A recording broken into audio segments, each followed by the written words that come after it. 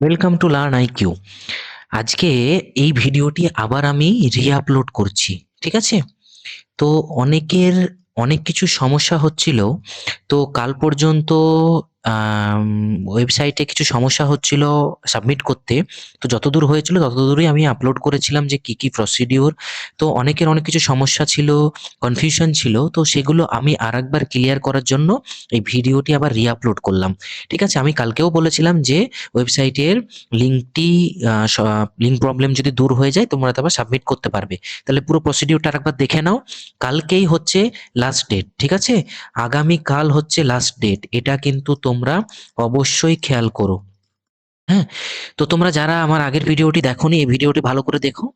এই যে ওয়েবসাইটে wbbpeonline.com, এখানে ঢুকলেই তোমরা এরকম একটি পোর্টাল ওপেন হয়ে যাবে। এইখানে দেখতে পাবে প্রাইমারি টিচার্স রিক্রুটমেন্ট 2025। এইখানে ক্লিক করবে। এই স্পেশাল এডুকেশনে না। ঠিক আছে? এই 2025 এইখানে ক্লিক করার পরেই তোমাদের এইরকম একটি পেজ ওপেন হয়ে যাবে। এখানে তোমরা এডিট অপশানে ক্লিক করবে। এডিট অপশানে ক্লিক করার পরেই দেখতে পাবে এরকম একটি পোর্টাল ওপেন হয়েছে, যেখানে তোমাদের টেটের রোল নাম্বার, মানে টেট 2022-এর রোল নাম্বার, ঠিক আছে? টেটের রোল নাম্বার যেটা দিয়ে তোমরা অ্যাপ্লাই করেছিলে এবং ডেট অফ বার্থ দিয়ে ভেরিফাই করবে। ওকে? তারপর দেখো ভেরিফাই করার পর এখানে তোমাদের automatic registration number, date of birth, এই যে গ্রে স্কেলে আছে এগুলো এডিট করা যাবে না। এগুলো তোমাদের অটোমেটিক আপলোড হয়েই থাকবে। ঠিক আছে?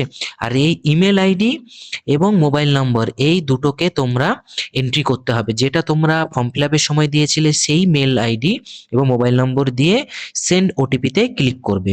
সেন্ড ওটিপিতে ক্লিক করার পর ওটিপি আসবে। ওটিপি এসে এখানে কি করবে? ভেরিফাই অপশানে ক্লিক করবে। ভেরিফাই হয়ে যাওয়ার পরেই এরকম একটি পোর্টাল ওপেন হয়ে যাবে। এইখানে সবারই খুব কনফিউশন হচ্ছে যে টেট নম্বরটা দেখাচ্ছে না, শো করছে না। তো আমরা ভেবেছিলাম যে পরবর্তীতে লিঙ্কের সমস্যা দূর হলে টেট নাম্বারটা শো করবে, কিন্তু আজকের এটা লেটেস্ট আপডেট। টেট নাম্বারটা এবং পর্ষদ সূত্রেও জানা গেছে টেট নাম্বারটা কিন্তু শো করবে না। ঠিক আছে? এটা কারোর জন্যই করবে না, এটা কিন্তু সবারই জন্য। হ্যাঁ? এই টেট নাম্বারটা শো করবে না। এখানে তোমরা কি কি এডিট করতে পারবে একবার ভালো করে দেখে নাও। তোমাদের প্রেফারেন্স ডিস্ট্রিক্ট এডিট করতে পারবে। হ্যাঁ? এই যে গ্রে স্কেলে যেগুলোতে আছে, হ্যাঁ, সেগুলো তোমরা এডিট করতে পারবে না। তাহলে নেম এডিট করতে পারবে, ফাদার্স নেম এডিট করতে পারবে, জেন্ডার এডিট করতে পারবে, আধার নম্বর এডিট করতে পারবে, ক্যাটাগরি এডিট করতে পারবে না। এখানে সাব ক্যাটাগরি যেগুলো এক্সেমটেড ক্যাটাগরি আছে বা এক্স সার্ভিসম্যান, এই সমস্ত জিনিসগুলো এডিট করতে পারবে।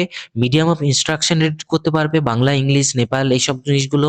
তারপরে তোমাদের যদি ফিজিক্যাল হ্যান্ডিক্যাপের কোনো কোটা থাকে তাহলে সেখানটা 40%-এর উপর হলে এটাও তোমরা এডিট করতে পারবে। আর এখানে দেখো অ্যাড্রেস সম্পূর্ণ এডিট করা যাবে। ঠিক আছে? অ্যাড্রেসে যদি কোনো ভুল হয় সেটা সম্পূর্ণ এডিট করা যাবে। অনেকের ক্ষেত্রে বলছো, আমাকে একজন জিজ্ঞেস করেছিল যে টেটের তোমাদের ভুলভাবে এন্ট্রি করা হয়েছিল নামের ক্ষেত্রে একটা স্পেলিং। তো আমরা পরবর্তীতে ইন্টারভিউর ফর্ম ফিল আপে সঠিকভাবে এন্ট্রি করেছি। তো সেক্ষেত্রে কোনো সমস্যা না হওয়ারই কথা। মেন তোমাদের কিন্তু পর্ষদে যে ডকুমেন্ট ভেরিফিকেশনের টেবিল, সেইখানে তোমাদের সমস্ত ডিটেলস আবার ভেরিফাই হবে এবং কারেকশন হবে। ঠিক আছে? তো ভয় পাওয়ার কিচ্ছু নেই। ওইখানে আবার তোমাদের কোনো রকম ভুল থাকলে কারেকশন হবে, বাতিল হবে না। ওকে? বাতিল হবে না। কোনো যদি তুমি মিসলিডিং না করো বা কোনো কিছু গোপন না করো, সমস্ত ডকুমেন্ট যদি মিলে যায়, কোনো একটা স্পেলিং যদি থাকে, সেটা কিন্তু ওখানে কারেকশন হয়ে যাবে। আশা করা যায় এটাই। আগের বারও তাই হয়েছিল, তার আগের বারও তাই হয়েছিল। এই অভিজ্ঞতা থেকেই কিন্তু তোমাদের সামনে বলা হচ্ছে। এখানে দেখো তোমরা অ্যাড্রেস এডিট করতে পারবে অবশ্যই। পার্মানেন্ট অ্যাড্রেস যদি সেম হয় সেম এখানে টিক মারবে, আর না হলে টিক মারার দরকার নেই। এইখানে দেখো একাডেমিক কোয়ালিফিকেশন সম্পূর্ণ এডিট করতে পারবে। ঠিক আছে? এবং আমাকে আরেকজনও জিজ্ঞেস করেছিলে যে গ্র্যাজুয়েশন আমি আগের বার দিইনি, তাহলে এবার কি গ্র্যাজুয়েশন ফিল আপ করতে পারবো? অবশ্যই পারবে। ঠিক আছে? আবার যদি তোমার মনে হয় যে গ্র্যাজুয়েশন আমি দিয়েছি, আমার তো এলিজিবল গ্র্যাজুয়েশন না, মিনিমাম এলিজিবিলিটি হায়ার সেকেন্ডারি, তাহলে আমি গ্র্যাজুয়েশনটা ডিলিট করতে পারবো, সম্পূর্ণরূপে ডিলিট করতে পারবে। সেক্ষেত্রে কোনো সমস্যা নেই।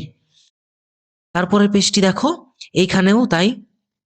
হ্যাঁ, এখানে তোমাদের ডিএলএড এর সার্টিফিকেটের কোনো রকম যদি ভুল হয়ে থাকে, তোমরা যদি ডিএলএড এ তাড়াহুড়ো করে ডিএলএড এর যদি স্পেশাল এডুকেশনে ক্লিক করে থাকো, সেখান থেকেও এডিট করে এলিমেন্টারি এডুকেশনে করতে পারো। স্পেশাল এডুকেশন হলে এলিমেন্টারি থেকে স্পেশাল এডুকেশন, বা বিএলএড এর যদি স্পেশাল এডুকেশন থাকে সেটাও তোমরা ঠিক করে নিতে পারো। এখানে তোমাদের সেশনে যদি কোনো ভুল হয় সেটাও ঠিক করতে পারো।